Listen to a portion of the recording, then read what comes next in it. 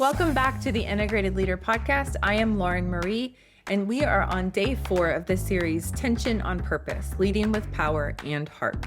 So far this week, we've looked at the invisible inner conflict that lives in so many of us high-performing leaders and the gap between what we do and what we care about. We've explored how a persuasive, energetic leader can accidentally exhaust their team, and we've talked about how perfectionism, especially when rooted in the desire to serve, can quietly sabotage execution. Today, we're shifting the lens a bit because there's another kind of tension I see often in teams, and it can be deceptively tricky to name it. It shows up when we say, we're basically the same person, so why does it feel like we're misfiring? Let's talk about it. Here's the story I've seen unfold many times. 2 people, same disc profile. Maybe they're both high D, they love decisiveness and results. Or maybe they're both high I, relational, energetic, persuasive. Or both low Cs, they don't love rules, they love to move fast and innovate. They get hired to work closely together or promoted into parallel leadership roles. And at first, it feels like a dream. We speak the same language, we finish each other's sentences, we get each other. But then something unexpected happens. Despite all the surface level similarities, friction starts to build. One feels like the other is stepping on their toes. Decisions get duplicated or second guessed. One feels like they're carrying more of the weight. The other feels unseen or under-acknowledged. They wonder, why is this happening? We're wired the same, aren't we? Well, here's what actually is happening. Behavior is not the same as motivation. So DISC tells us how someone shows up, their style, their tempo, their approach, their behavior. But it doesn't tell us why they're doing what they're doing. And that's where the differences live. Let's say you and your colleague are both high D. On the surface, that looks like a great match. Direct communication, decisive action, no fluff.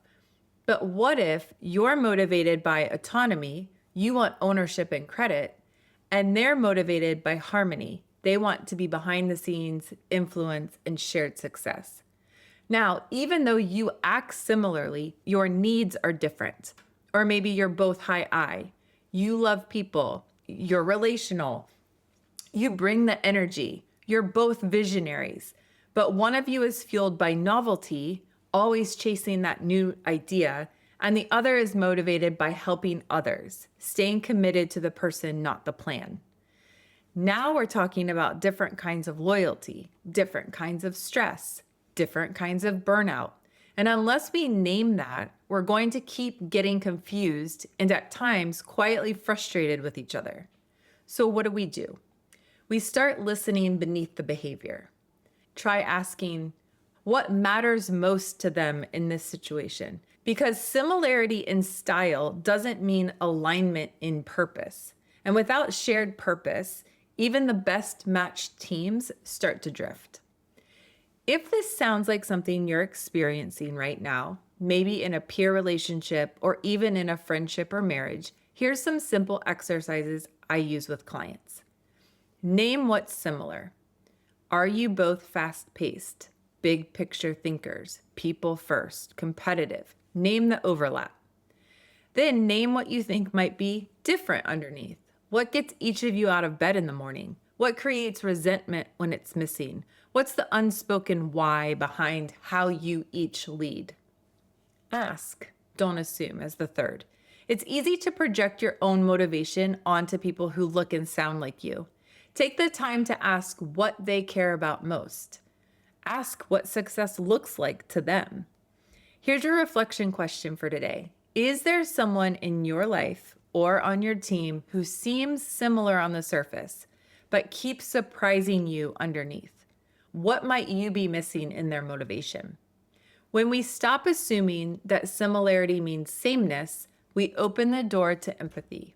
We create room for nuance, and we start seeing people for who they really are, not just for how they perform. And when we can do that, especially with our peers, we don't just avoid unnecessary conflict. We build the kind of partnership that can actually last.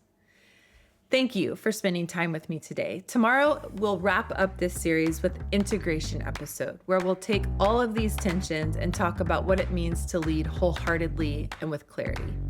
The final episode's called Leading with Integrated Power. Until then, I'm Lauren Marie, and this is the Integrated Leader Podcast.